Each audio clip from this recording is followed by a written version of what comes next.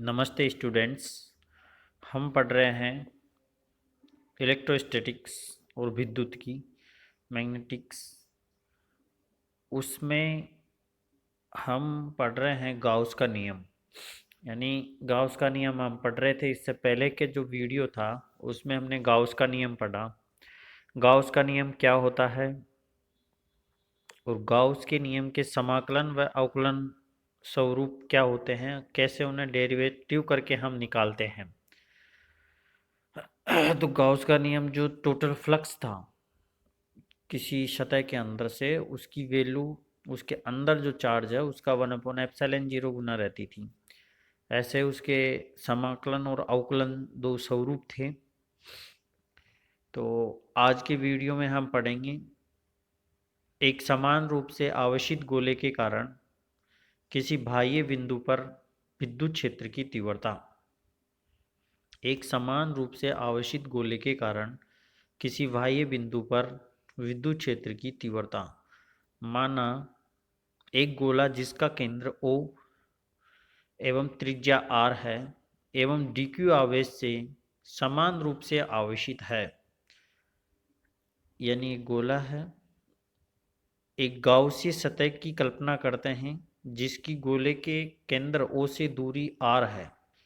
ये वितरी गोले के सापेक्ष सममित है, इसलिए बाहरी गोले के पृष्ठ के प्रत्येक बिंदु पर विद्युत क्षेत्र की तीव्रता समान एवं अभिलंबवत होगी। तो इसमें माना है हमने एक गोला है जिसका केंद्र O है, त्रिज्या उसकी R है और उसके अंदर dq आवेश समान रूप से वितरित है। यानी एक गोला जो दिख रहा है R त्रिज्या का, एक dq चार्ज इसके अंदर वितरित है। एक गाउसीय सतह की कल्पना करते हैं जिसकी गोले के केंद्र O से दूरी R है, यानी स्मॉल r है। एक कल्पना करते हैं गाउसीय सतह मतलब एक गोला है, इसकी वजह से कितना इलेक्ट्रिक फील्ड, यानी इसके पास में एक कल्पना करके देखते हैं हम।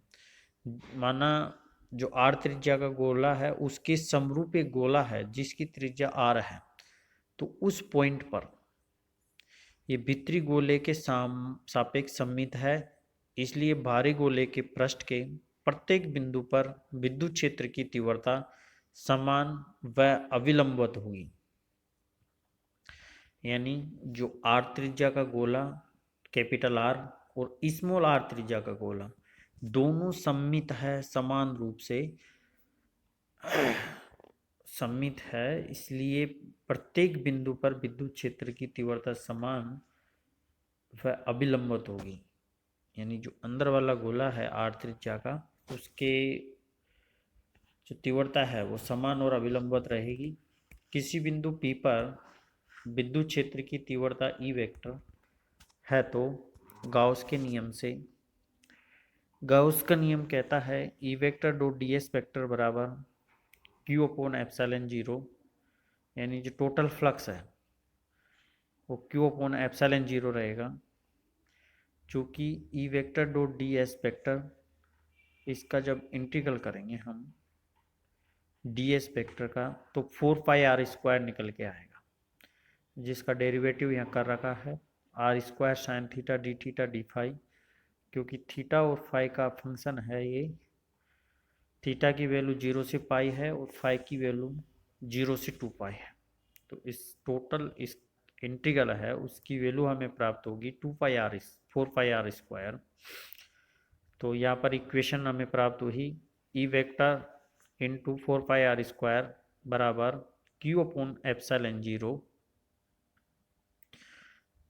4πr² को इधर लेके गए ही तो E वेक्टर बराबर q/4πε0 r²r। यदि आवेश प्लस q गोले के अंदर O पर संकेंद्रित है तो P पर विद्युत क्षेत्र की तीव्रता इतनी ही प्राप्त होती है। यानी प्लस q जो चार्ज है वो, इसका मतलब यह है अगर ये चार्ज इसमें समान रूप से वितरित है तो भी तीव्रता यही प्राप्त होगी, और चार्ज प्लस q गोले के केंद्र O पर संकेंद्रित है तो भी P पर विद्युत क्षेत्र की तीव्रता इतनी ही प्राप्त होगी P पॉइंट पर।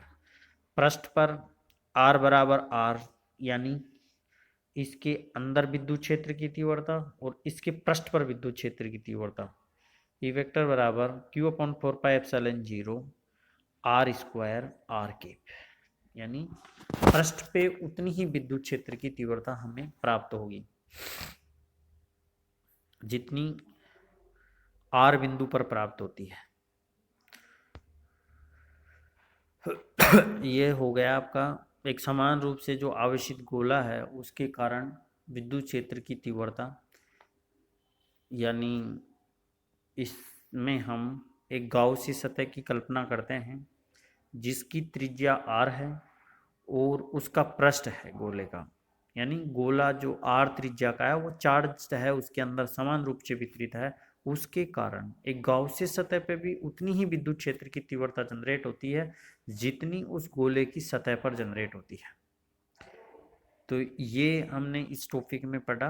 दूसरा है बिंदु गोले के भीतर स्थित हो, यदि जो P बिंदु है जो हमने R त्रिज्या के पृष्ठ पे लिया है जो कि गोले के बाहर एक गाउसी सतह पर स्थित है।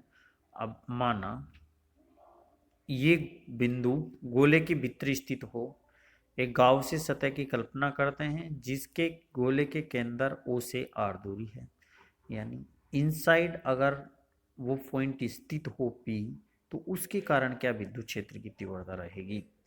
माना कि इस सतह के अंदर आवेश का कुल मान Q डैश है। सेम हम गाउसीय सतह की कल्पना करते हैं, इसके अंदर भी एक R त्रिज्या का जो कि एक गोले के अंदर है, उसमें हमने बाहर कल्पना की थी गोले के बाहर। यहाँ पर हम गोले के अंदर कल्पना कर रहे हैं कि एक R त्रिज्या स्मॉल R त्रिज्या का एक गोला है इसके सममित जो कि उस गोले के अंदर है, R त्रिज्या के गोले के अंदर, कैपिटल R त्रिज्या का जो गोला है उसके अंदर है। तो यहाँ पर कुल चार्ज मानो Q डैश है, तो गाउस के नियम से E vector dot ds vector Q dash upon epsilon 0। इसी प्रकार E बराबर Q dash upon 4πε0 R square, Q dash बराबर रो 4/3 पाई R क्यूब, यानी ये जो Q डैश की वैल्यू है ये चार्ज घनत्व इसके अंदर जहाँ हमने कल्पना की है गाउसी सतह की उसके अंदर क्या चार्ज है, यानी आवेश का वॉल्यूम जो आवेश घनत्व है, आयतन आवेश घनत्व वो क्या है, उससे हम इस चार्ज की वैल्यू निकाल सकते हैं जो हमें प्राप्त हुई Q डैश बराबर रो 4/3 पाई R क्यूब, जो कि हमने यहाँ पर पुट कर दिया इस इक्वेशन में। तो E वेक्टर बराबर rho upon 4πε0 R square into 4/3 pi R cube. तो E वेक्टर बराबर रो R अपॉन 3ε0, यहाँ R क्यूब और R स्क्वायर कट गया तो R के बचा, यानी E वेक्टर बराबर रो R अपॉन 3ε0 R के हमें यहाँ प्राप्त हुआ E वेक्टर की वैल्यू। तो हम कह सकते हैं कि एक ये डायग्राम बता रखा है कि गोले के अंदर जो विद्युत क्षेत्र की तीव्रता है वो उसकी डिस्टेंस के समानुपाती होती है, भार उसके स्क्वायर के समानुपाती होती है, यानी स्क्वायर के व्युत्क्रमानुपाती होती है। तो इस टॉपिक में हमने देखा कि विद्युत क्षेत्र जो कि एक आवेश एक गोले में वितरित है उसके कारण उस गोले के अंदर कितना रहेगा, उसके पृष्ठ पर कितना रहेगा और उसके बाहर कितना रहेगा, ये तीनों जगह पर विद्युत क्षेत्र निकालने की हमने कोशिश की। तो हमने पाया कि जो विद्युत क्षेत्र है वो गोले के अंदर, विद्युत क्षेत्र गोले के अंदर उसकी जो त्रिज्या है उसके समानुपाती होता है और गोले के भार और पृष्ठ पर, उस पृष्ठ पर और भार ये व्युत्क्रमानुपाती होता है। ये जो त्रिज्या है उसके स्क्वायर का व्युत्क्रमानुपाती हमें प्राप्त होता है। आज के वीडियो में आपने गाउस के नियम की एप्लीकेशन पढ़ी। आप इस वीडियो को देखिए और सब्सक्राइब करिए और लाइक करिए। बहुत बहुत धन्यवाद।